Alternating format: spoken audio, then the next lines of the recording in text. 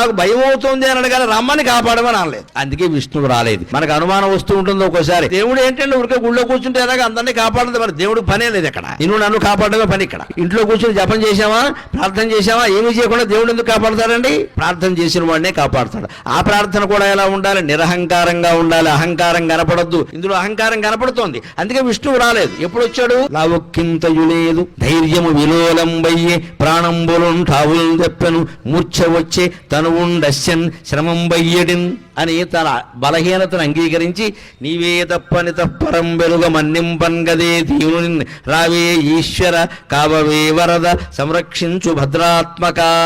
నువ్వు తప్ప ఇంకో గతి లేదు, నా శరీరం చిక్కిపోయింది, ప్రాణంబులుంటావులు తెప్పెను, పైన ఉండే ప్రాణం కిందకు వచ్చింది, కిందకుండే అపానం పైకి వెళ్ళిపోయింది, చచ్చిపోతున్నాను ఊపిరాడక, నన్ను కాపాడవయ్యా అని బలహీనతను అంగీకరించి ప్రార్థిస్తే అప్పుడు ఒక్క క్షణం ఆగలేదు. మీరు గమనించండి.